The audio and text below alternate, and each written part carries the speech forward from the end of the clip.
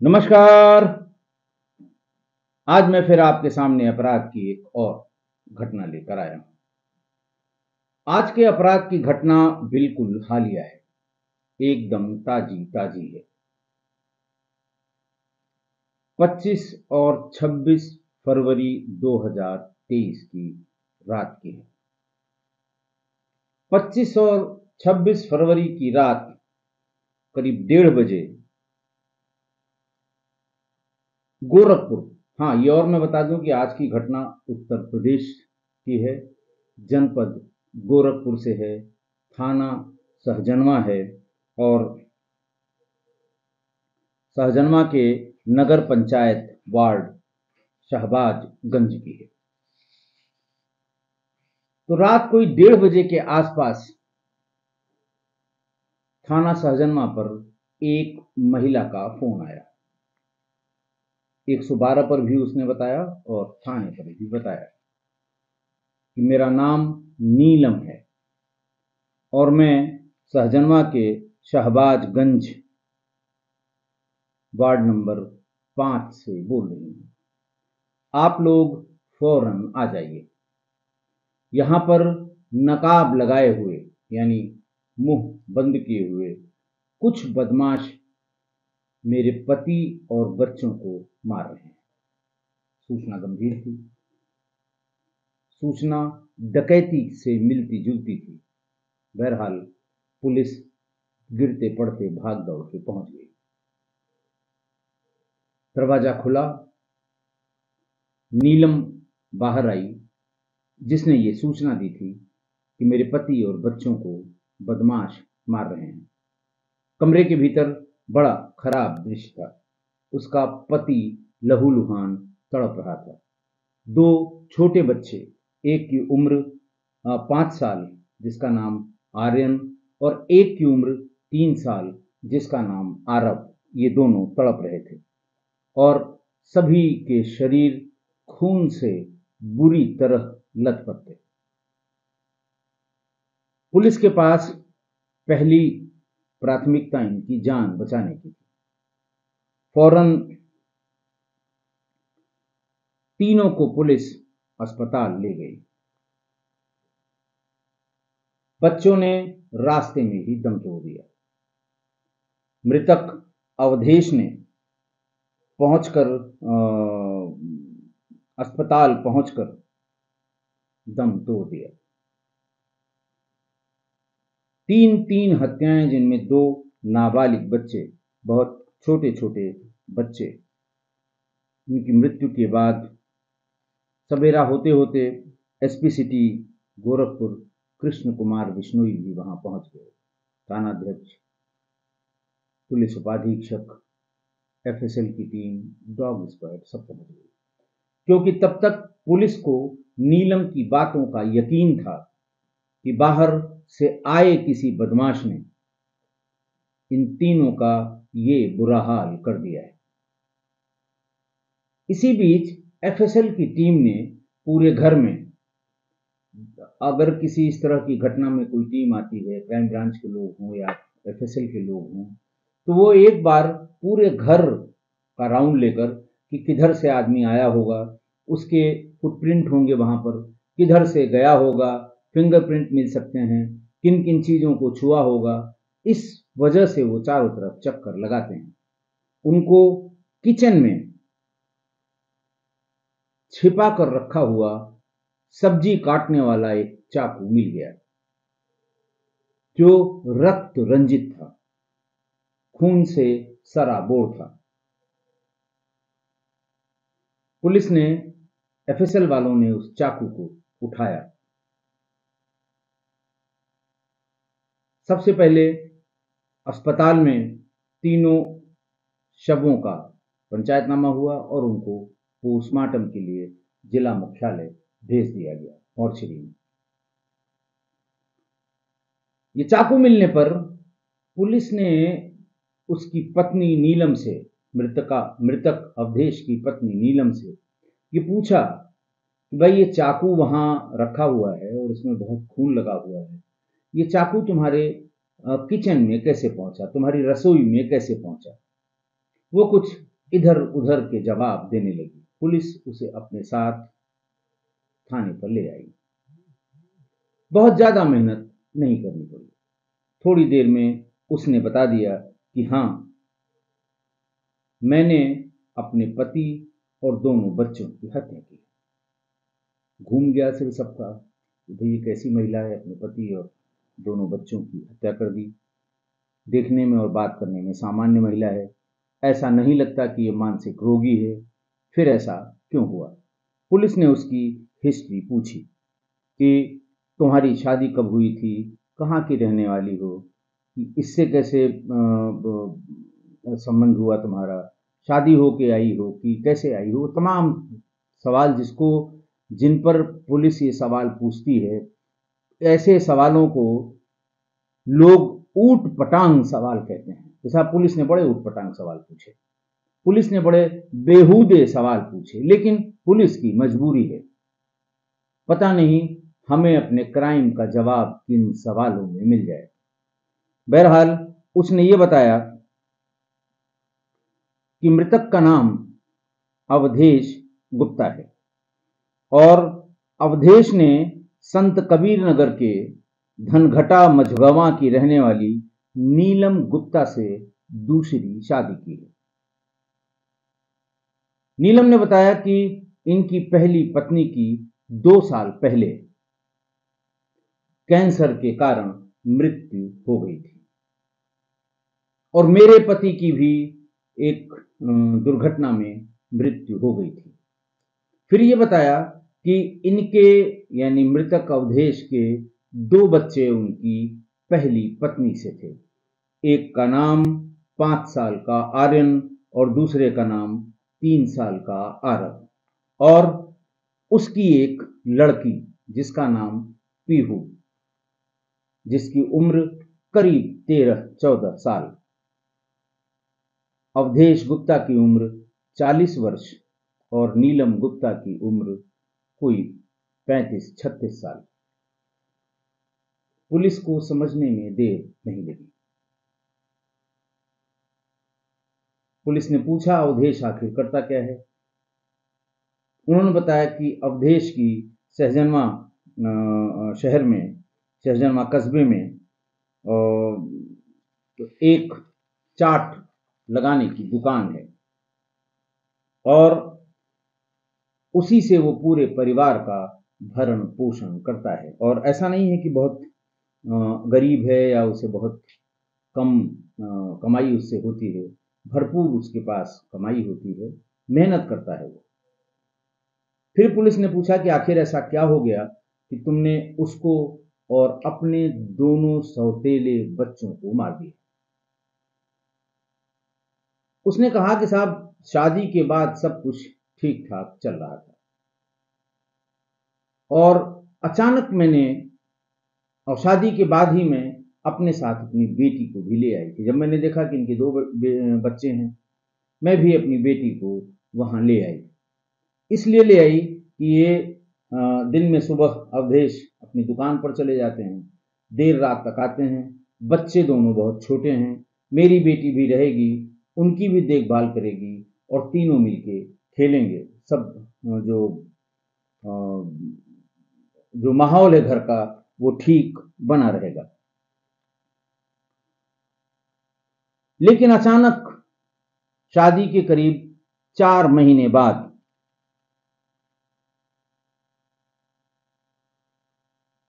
एक दिन नीलम ने, वो कहीं सामान लेने गई थी, लौट कर आई तो ये देखा कि अवधेश उसकी बेटी पीहू से छेड़छाड़ कर रहा है। नाबालिग बच्ची 12-13 साल की, लेकिन फिर भी अवधेश उसके साथ नाजायज छेड़छाड़ कर रहा है।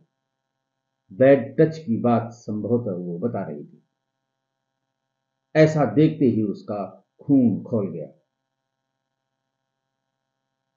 उसने कहा कि खबरदार अगर हमारी लड़की को कभी छुआ, उसकी तरफ बुरी नीयत से देखा तो ये ठीक नहीं होगा।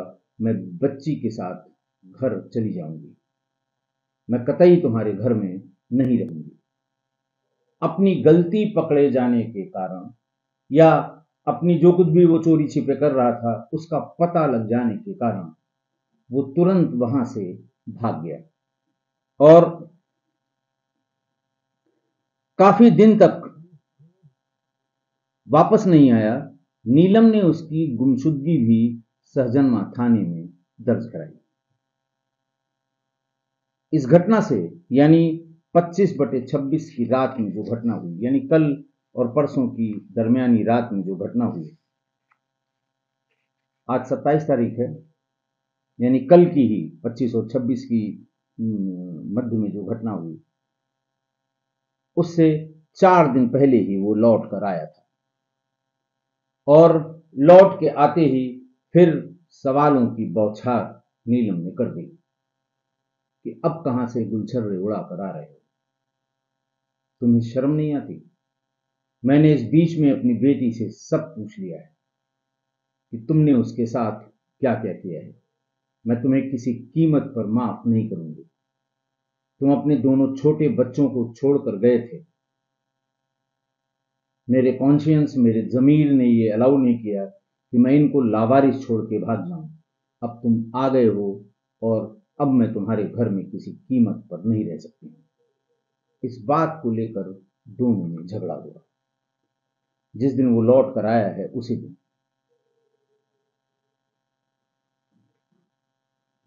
थोड़ी देर बाद वो फिर भागा, ये पीछे पीछे भागी। इसने कहा आप कितने दिन बाद लौट के आओगे? बोले नहीं, मैं आज ही लौट के आता हूं। गया और शराब पीकर लौट कर आए। ये घटना से 6 दिन पहले की बात है, यानी 20 या 21 की बात होगी। फिर वही लड़ाई झगड़ा शुरू हुआ। उसने कहा मैं अभी सामान पैक करती हूँ, अपनी बेटी को लेकर जा रही हूँ। तो उसने कहा ये मेरे घर से नहीं जाएगी, मैं इसे इसी घर में रखैल बनाकर रखूंगा। तुम अगर मुझको मार दोगी तो मेरे दोनों बच्चों की रखैल यही होगी। ऐसा शराब के नशे में उसने कहा। दोनों में मारपीट हुई। टोला पड़ोसी के लोग आ गए। दोनों को समझाया गया कि चलो वो नशे में है, सवेरे ठीक हो जाएगा।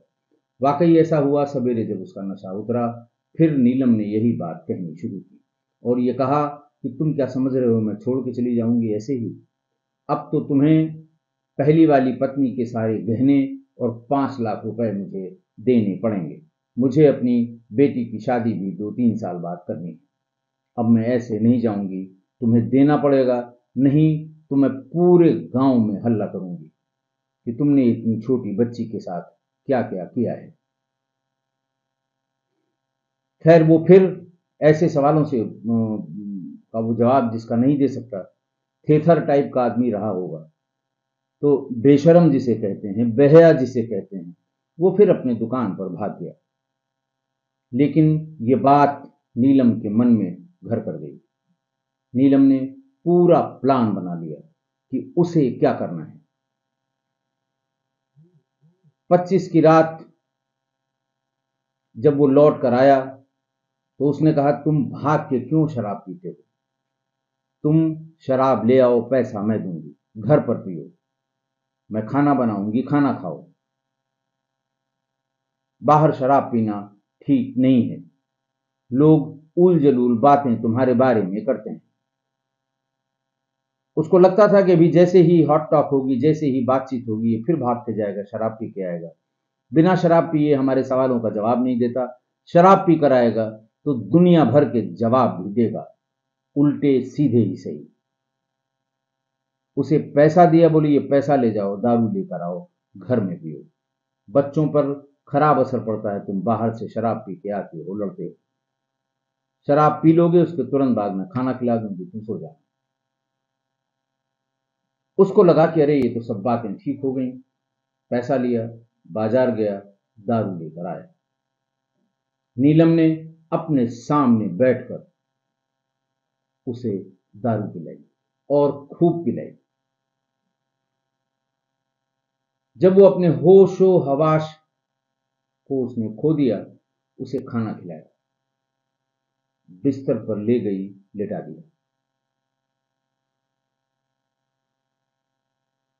उसके बाद किचन से चाकू ले और गर्दन पर तीखे वार करके उसे निस्तेज कर दिया, प्राण रहित कर दिया, प्राणवायु निकाल दी, हत्या कर दी, मार दिया। क्योंकि वो गहरे नशे में था, जरा सा भी प्रतिरोध नहीं कर पाया, न चिल्ला पाया, न कुछ बोल पाया। उसके तुरंत बाद उसके दिमाग में, उसने बताया कि मेरे दिमाग में ये घूम रहा था कि मेरे मरने के बाद मेरे दोनों बच्चों की रखैल भी यही पीहू होगी। कौन इसको अपने घर से जाने देगा? क्रोध से लाल नीलम ने उन दोनों बच्चों को भी दसियों चाकू मारे, उसी सब्जी काटने वाले चाकू से। इस बीच में मैं ये बता दूं कि जब ये पहली बार इसका झगड़ा हुआ और उसने कहा कि मैं पीहू को अपनी रखैल बना के रखूंगा, उसी दिन नीलम ने उसे उसकी नानी के घर भेज दिया था। तभी से उसके दिमाग में चल रहा था कि उसे करना क्या है। थोड़ी देर तक वहीं बैठकर वेट किया, कहीं भागी नहीं। चाकू को बस ले जाके रसोई में किसी सब्जी वब्जी से ढक के या सब्जी वाली टोकरी में डाल दिया, बाकी वहीं बैठी रही। करीब 1:30 बजे के आसपास उसने 112 नंबर कॉल किया। उनको यही बताया कि 2 नकाबपोश, क्योंकि उसे लग रहा था कि शायद इसी से बात निभ जाए, हमारा काम भी हो जाए और ये हमारे रास्ते से, हमारी बेटी पे बुरी नजर रखने वाला हमारे रास्ते से हट जाए। पुलिस जब आई तो वो लाश के पास ही बैठी हुई थी, कहीं भाग के नहीं गई थी।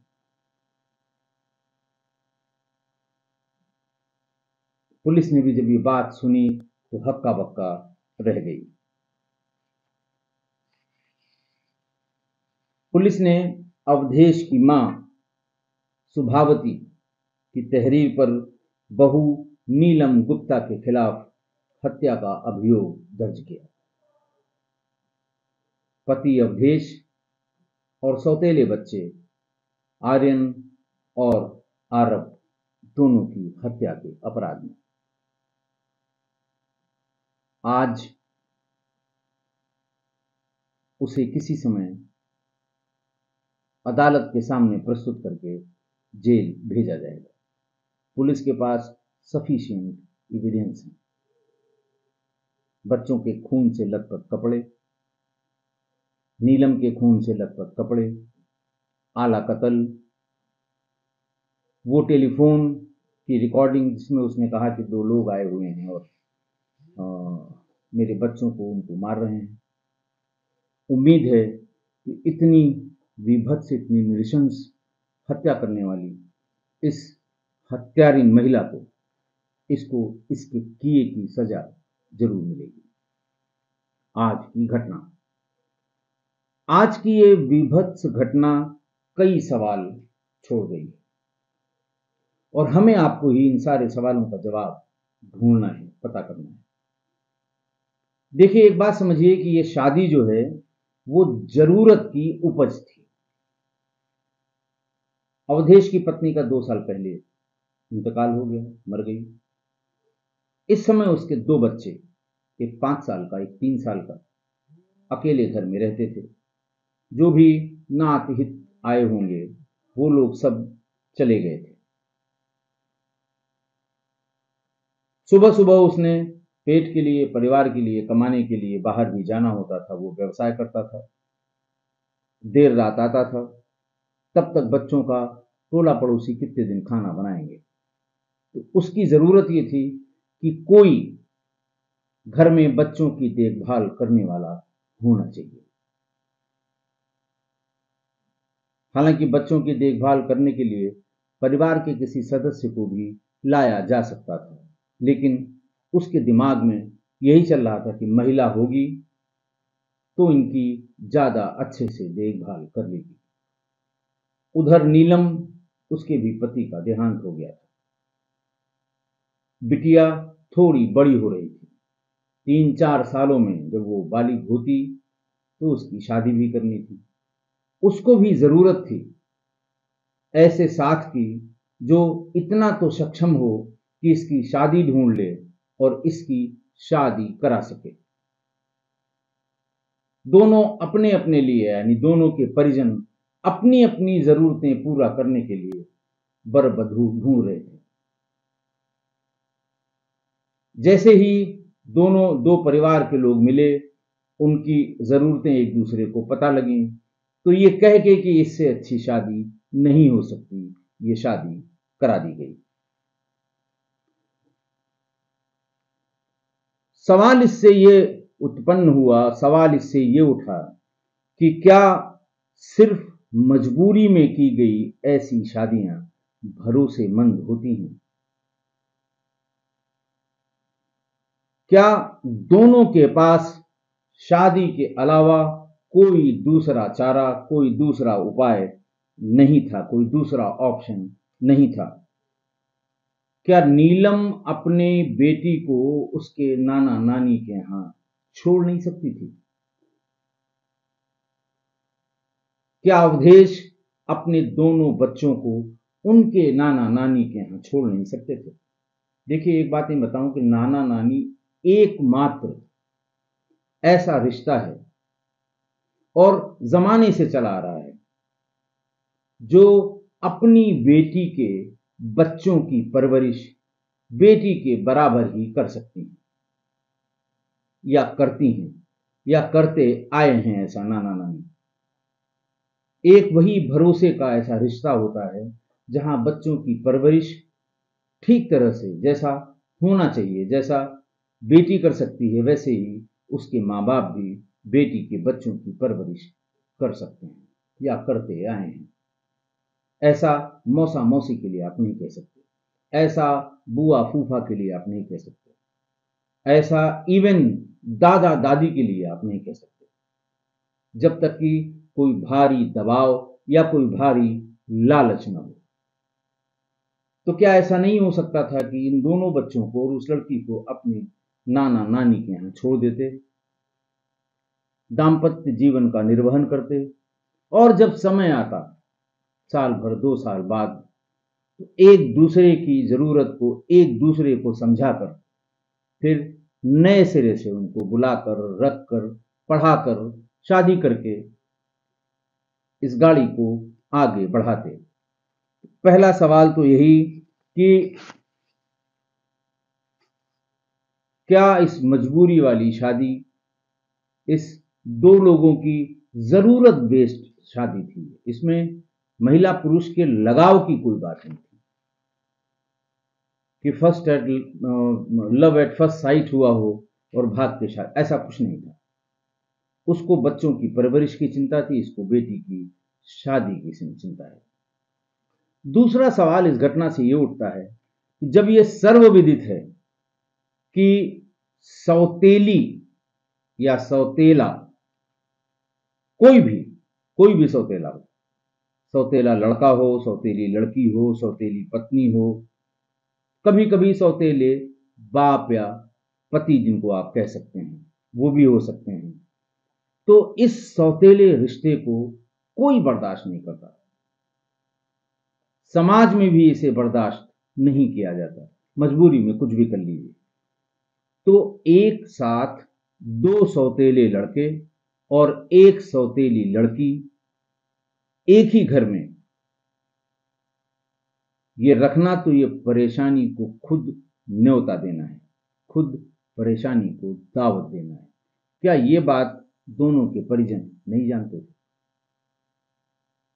क्या ये बात सोसाइटी के लोग नहीं जानते थे कि भाई इतने सौतेले लोगों को एक साथ रखना ये आगे के लिए ठीक नहीं था?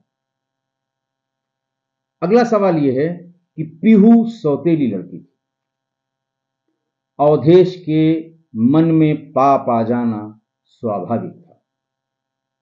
मैं ये नहीं कह सकता कि 100% मर्द या 100% लोग सौतेली लड़की के प्रति यही भावना रखते हैं, लेकिन चूंकि वो उसकी पैदाइश नहीं है, चूंकि वो उसकी संतान नहीं है, सिर्फ वो पत्नी से हुए रिश्ते के कारण उसको बेटी कहे जाने का हक मिला है,